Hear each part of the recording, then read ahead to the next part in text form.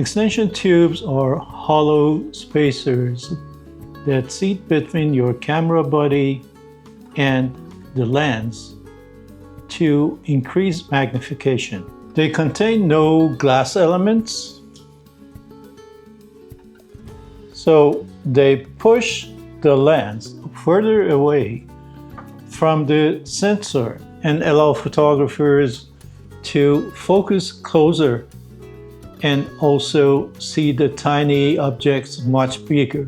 Your lens has a minimum focusing distance. It means it can only focus to a certain point. For a 50mm lens, it is something like 1.3 feet. And when you insert an extension tube between your camera body and the lens, these pushes the lens further away and reduces the minimum focusing distance, so you can focus closer than 1.3. I'm gonna add this extension tube, attach the lens, and now I'll be able to focus much closer than 1.3 feet. You can stack extension tubes together and push the lens further away from the sensor. So I have a 16mm extension tube. I'm gonna add another 11mm. So now I have a 27mm extension tube, and I'll be able to get closer to my subject. When you use a 26mm extension tube, it allows you to change the 1.3 feet minimum focusing distance to almost 6 inches. One of the biggest benefits of extension tubes is its affordable price. You can get a third-party extension tube like Neewer or something like a Kenko for $25-30 to $100. And if you want to get a higher quality with metal mounting and longer extension tubes, it's going to cost you between $100 to $200. And if you want to get a brand name like Nikon or Sony or Canon, you're talking something between $150 to $300. Compare these prices with the price of a dedicated macro lens that costs between $1,000 to $2,000. For many photographers, extension tubes are practical and most affordable tools to start macro photography. And don't forget that the quality of a dedicated macro lens is, I can say, is much better than extension tubes. But if you're on a low budget and don't want to break the bank, just go ahead and start with extension tubes. I'm gonna tell you a couple of pros and cons of extension tubes. First of all, extension tubes are affordable, and the second one is that they are lightweighted and portable. They are very small, making them very easy to carry in your camera bag or even in your pocket. You can use these extension tubes with normal zooms like a 24-70, or you can use it with a normal 50-nifty. Another advantage of these extension tubes is that they don't contain any glass element, so they're not going to affect the quality of your image when you put some extra glasses on your lenses, when you put a couple of filters on your lens, for sure it's going to affect the quality of your image, depending on the quality of the filters you use. And as I mentioned earlier, they're stackable. So if you want a greater magnification, you can stack them together. Some sets come with 2 extension tubes, some comes with 3. Now let's talk about the cons of using extension tubes.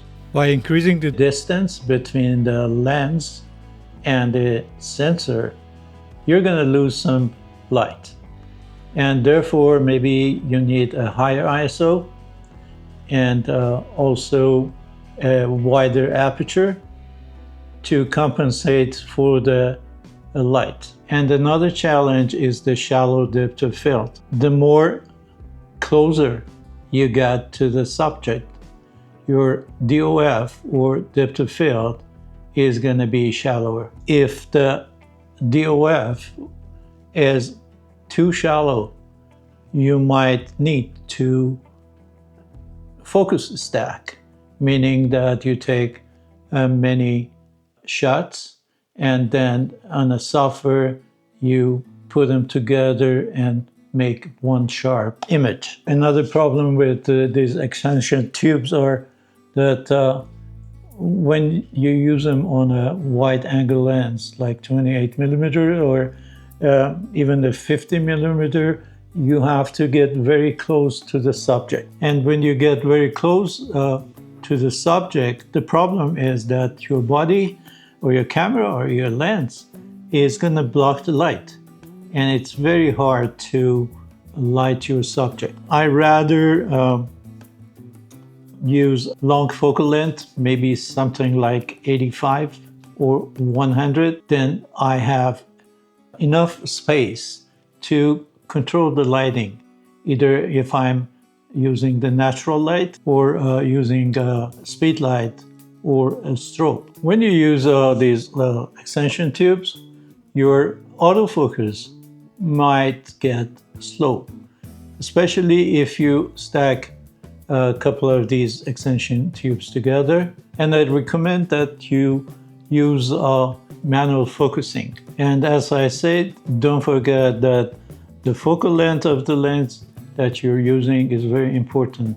So with extension tubes, you get the best results from something like a 35mm to 100. They give you a working distance between your camera and your subject, especially the longer focal lengths like 85, 100.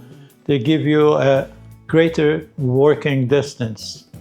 So you can control the lighting and you can move around your subject and control the composition. For aperture, I really recommend that you use something between f8 to f16. Some cameras have f22, f32.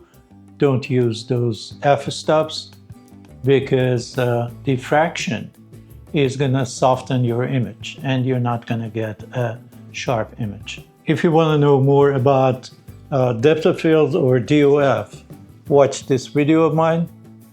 And if you want to know more about lighting for macro photography, watch this one. So without any further ado, I'm gonna go ahead and take some macro shots and we're gonna take a look at them, and I will give you some tips to get a better macro shots using extension tubes. Shooting this with the 28mm f2.8 and with no extension tube, let's take a photo. For this shot, I'm using an 11mm extension tube, and after attaching it between the lens and the camera, I'm moving closer to the subject. Now let's take a photo. This shot is taken with a 16mm millimeter extension tube. Let's take the shot. And as you can see, I'm much closer to the subject than when I was using 11 millimeter. So the magnification is greater. Also, I have changed the aperture from 3.2 to 5 to have a better depth of field. For this shot, I changed to 85 millimeter f1.8 lens. So my working distance is much greater than the one with 28 millimeter, and I'm shooting at 1/10 of a second f4.5 ISO 200. So let's take the shot.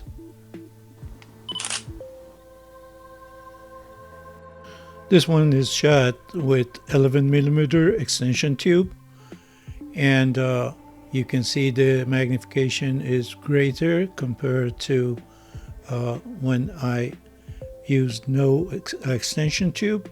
So let's take a shot.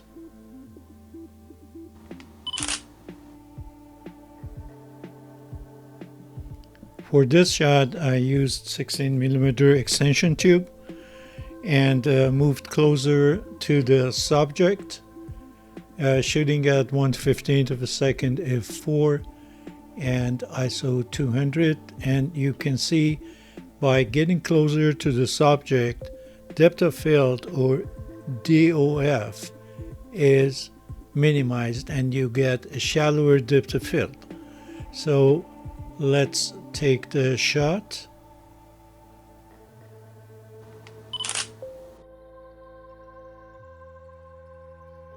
For this shot, I stacked 16 and 11 millimeter to get a 27 millimeter extension tube, and I get a greater magnification.